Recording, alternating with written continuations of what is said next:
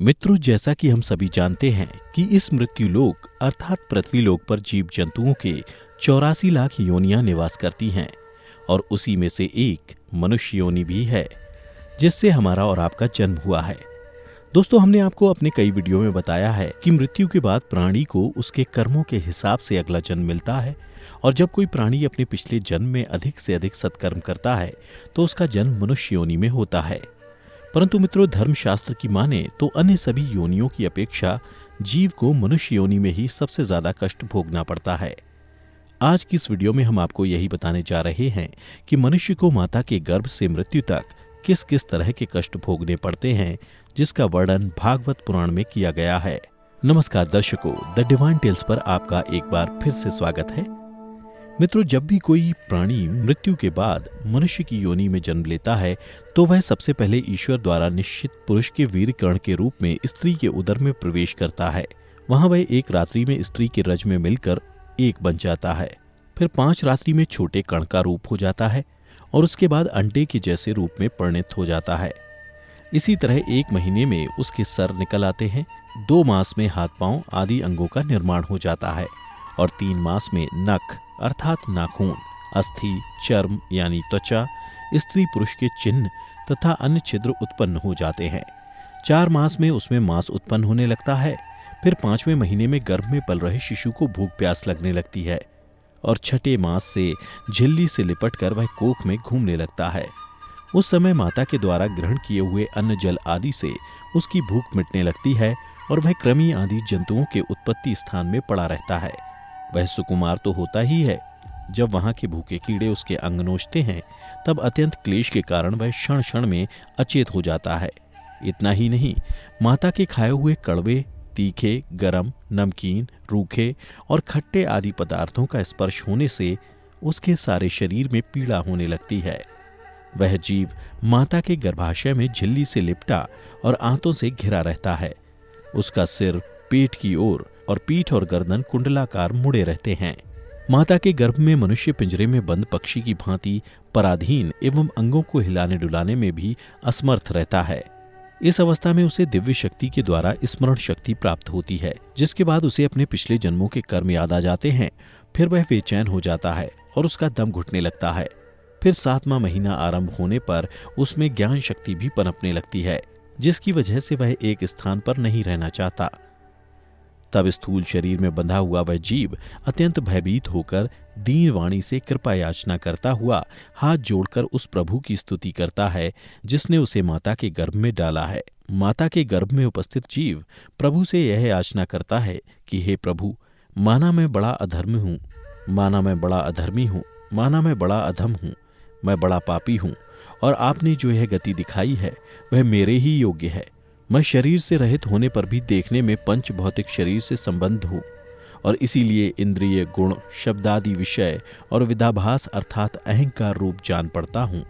इसके बाद भागवत पुराण में बताया गया है, देहधारी जीव दूसरी देह अर्थात माँ के गर्भ के भीतर मल, मूत्र और रुधिर के कुएं में घिरा हुआ रहता है।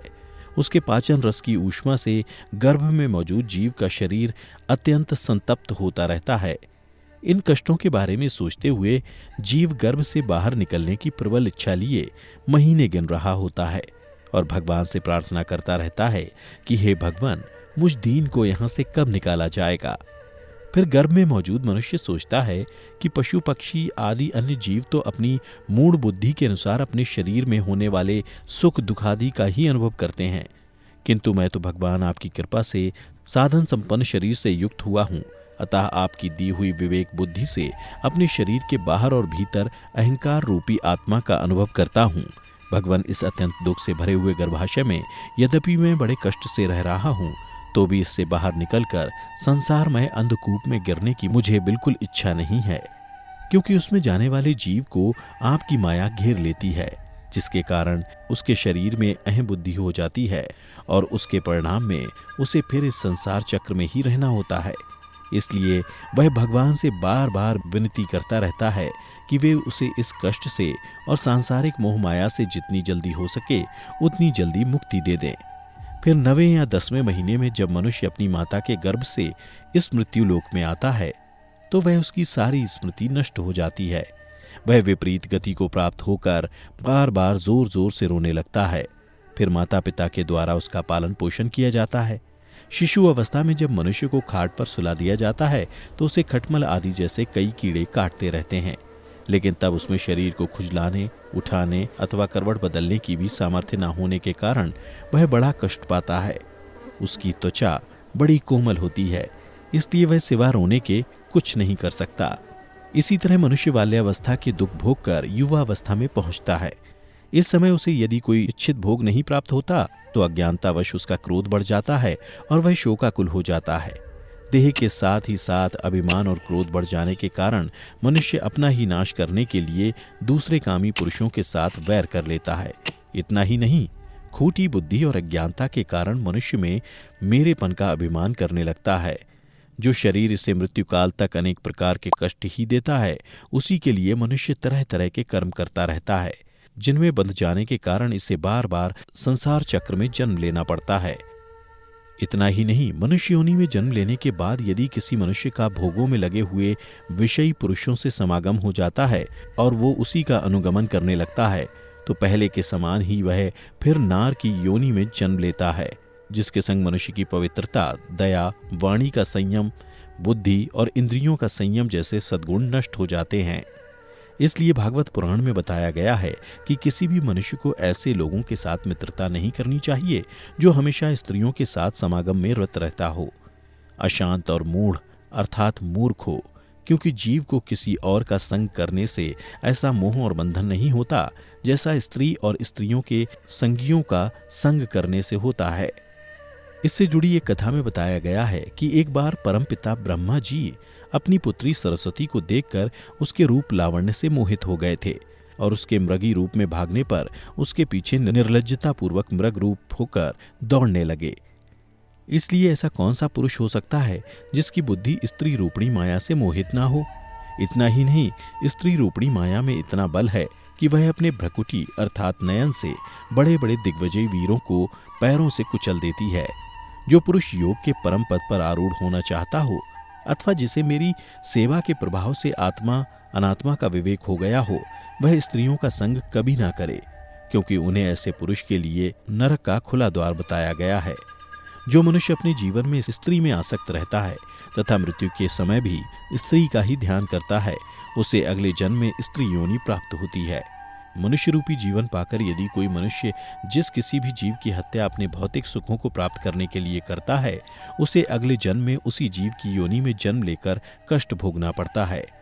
फिर मनुष्य की उम्र जब ढलने लगती है अर्थात जब वह अपने जीवन के अंतिम पड़ाव में प्रवेश करता है, तो उसे इस जन्म में किए गए तब तक के कर्मों के हिसाब से इसी मृत्युलोक पर शारीरिक और मानसिक पीड़ा भोगनी पड़ती है। अर्थात यदि कोई मनुष्य अपने माँ बाप की बुढ़ापे में सेवा नहीं करता या फिर उसे घर से निकाल देता है, तो उसकी संतान भी बुढ़ापे में उसके साथ वैसा ही व्यवहार करती है जैसा उसने अपने माँ बाप के साथ किया था, और यह जीवन चक्र निरंतर चलता रहता है। और फिर जब मनुष्य मृत्युशैया पर होता है तो उसे माँ के गर्भ की तरह ही एक बार फिर दिव्य शक्ति मिलती है और उसे अपने कई जन्मों के कर्म याद आ जाते हैं, जिसे जानने के बाद मनुष्य पुनः विलाप करने लगता है और भगवान से बार बार विनती करता है कि हे प्रभु, इस कष्ट रूपी जीवन चक्र से मुझे कब मुक्ति मिलेगी? मैं ऐसा क्या करूं जिससे मुझे आपके चरणों में शरण मिल सके? उस समय वह अपने द्वारा किए गए बुरे कर्मों को याद कर बार बार रोता भी है। वह सोचता है कि मैं अपने कर्मों के बारे में अपने परिवार वालों को बता देता हूँ, किंतु वह ऐसा नहीं कर पाता। तब भगवान उससे कहते हैं कि तुम्हारे पास जब अच्छे कर्म करने का वक्त था, उस समय तुम लोभ, काम, क्रोध से आसक्त हो बुरे काम कर रहे थे, और अब जब तुम्हें कष्ट भोगना पड़ रहा है तो तुम मुझसे मुक्ति की आस करते हो। ऐसा कभी नहीं हो सकता। इसलिए हे देहधारी, अपने अगली जन्म में अच्छे कर्म करना ताकि तुम्हें मेरी शरण में जगह मिल सके। फिर इसके बाद यमदूत उसके शरीर से आत्मा निकाल कर ले जाते हैं और बच जाता है तो वह स्थूल शरीर।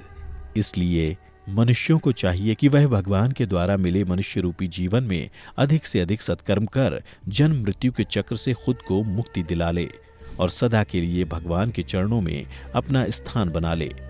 आप इस बारे में क्या सोचते हैं? नीचे कमेंट में जरूर बताइएगा। फिलहाल आज की वीडियो यहीं समाप्त होती है। अगर आपको हमारी ये वीडियो पसंद आई हो तो इसे ज़्यादा से ज़्यादा लाइक और शेयर करें। साथ ही अगर आप हमारे चैनल को अभी तक आपने सब्सक्राइब नहीं किया है तो अभी सब्सक्राइब कर लें, ताकि आपको ऐसी आध्यात्मिक और पौराणिक जानकारी मिलती रहे। अब हमें इजाज़त दें। वीडियो को अंत तक देखते रहने के लिए आपका बहुत बहुत शुक्रिया। बहुत बहुत